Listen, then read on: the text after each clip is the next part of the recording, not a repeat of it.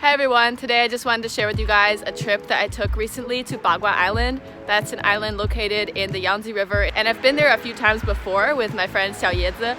We've gone to visit this lovely lady named Mrs. Zhao, and we took one more trip right around the time of Chinese New Year to have kind of a New Year's dinner and take a look at some more of their everyday life on Bagua Island. It's so much fun to have people to show us around as opposed to just kind of being on the outside, like biking by everybody's house but not knowing anyone, especially living in a foreign country.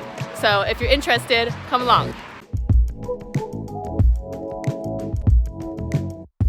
You can see here, this traditional kitchen is not actually even attached to the house. It's like its own little tiny building. So the food is in progress, and unlike last time, we aren't actually going to be participating in making the food. Today, that task is left to the people who are actually experienced at cooking Bagua cuisine. And we're going to chat with Mr. Zhao and walk around his property and just explore this place. Mr. Zhao is one of those people that even when they retire, they're just busy all the time, always doing little projects and little crafts. So here we're taking a look at some of his handmade garden accessories, if you could call it that. He's reused some alcohol bottles to create the wall of this mini garden, and we all know what this is, but this is not the season to see it. I think if we come back in the spring, it would look a lot cooler. He loves to turn trash into art, so he's got all this stuff laying around here that to the average person would just be garbage, but he's going to turn everything into something useful. Here's the spot where we picked cilantro and radishes last time, and now there's a little greenhouse set up here so that they can keep growing vegetables all year long. Mr. Zhao also has some Chinese geese in his backyard. We'll go check those out in a moment. I love how so many people in the countryside raise their own chickens, geese, and ducks. When you raise animals on a small scale like this, they actually get some space to move around and be themselves, unlike in an industrial facility where they're all packed together with no sunlight. In many places, I actually see chickens just running around free, but they don't do that here because there's yellow mongooses on Bagua Island that might eat them. Or this guy, see how he's licking his lips? No chicken is safe in this yard. Now we're heading out for a walk, and all of these paintings on the walls here are done in commemoration of Dragon Boat Festival activities that are held in the canal here. The Dragon Boat Festival is in June, so I would love to come by Bagua Island during that time and see the festival happening and see the people racing in the boats. See, this canal here is the perfect place for a boat race. Bagua Island is right in the middle of the Yangtze River, and the entire island is crisscrossed with canals like this. Now we're back at Mr. Zhao's house, and again, even inside the house, there's all kinds of examples of him reusing garbage for art. Look closely. These are actually alcohol bottles. I didn't even notice the first time I came here. One really popular food here in China is eggs boiled in tea, and I never really liked them because it just felt like a normal egg but brown. I just could never actually taste the tea. But this time we're trying some homemade tea eggs. Unlike a lot of the tea eggs you buy in the store, these eggs were sitting in tea for 3 whole days. The pot was turned on and then off and then on and then off, so the eggs were repeatedly boiled in tea, and you can actually taste it. Mr. Zhao really loves alcohol. You could probably tell already from how many alcohol bottles are incorporated into his house's architecture, but he has a whole cabinet full of vintage alcohol as well. Some of these have some really interesting historical value to them, and other ones are just kind of funny. Like, look at this, Japanese alcohol in a jar.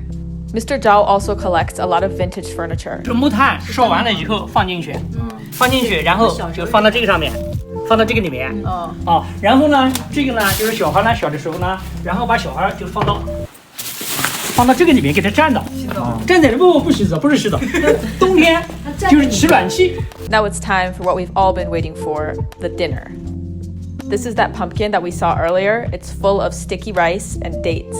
And take a look at everything else that has been prepared. This is a gigantic meal.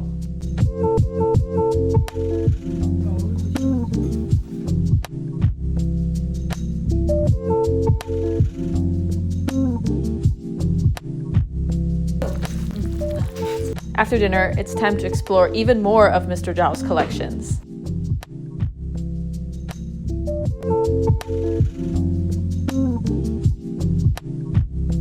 One of Mr. Zhao's favorite things to collect is old cameras and old video recorders. Something we take for granted now, just the click of a button on our phone. Only about 100 years ago was a really long and complicated procedure. This camera, for example, you could only take one photo at a time. There's a space in the back for a single piece of film, and after you've taken that photo, you have to swap it out with another piece of film. So you really had to think long and hard what things are worthy of photographing if you have to go through such a long process just to get a single shot. Some of his most prized possessions are artwork that happened on accident. 也叫这个变色釉，当时烧出来的时候是废品，然后呢，这个实际上呢，人家感觉到这个废品比那个就是一丝的更好看。 We've spent so much time with Mr. and Mrs. Zhao, it seems like we've known them forever. But really, it was just only about a half a year ago when Xiao Yangtze and I went biking on Bagua Island and ran into Mrs. Zhao because her patio was so covered in plants that I had to stop and look. It's so nice to meet friendly people and become a part of their story and let them be a part of your story. And it's even more so when you're living in a foreign country. It's easy to get caught up in a pattern of being an outsider here and just watching other people's lives go by. But when you can meet warm and friendly people like Mr. and Mrs. Zhao, it just adds a whole new layer of color to life in a foreign country and adds more of a sense of belonging. 你们春天再来，全吃野菜，因为我们南方人到春天全是野菜，各种各样的野菜。Yeah. 吃野菜。你们是一个全野菜宴。可以，我完全能做出来。I'm already looking forward to our next visit to Bagua Island. I really want to see what kind of interesting recipes we can make out of the wild herbs we find. For those of you who are watching this video who are also living in another country, feel free to share any of your experiences meeting friendly and hospitable people in your new home. I'd love to hear your stories. 拜拜了，洋洋。拜拜，下次再玩。好。拜拜。拜拜拜拜拜拜。拜年啊。 That's all for today. See you next time.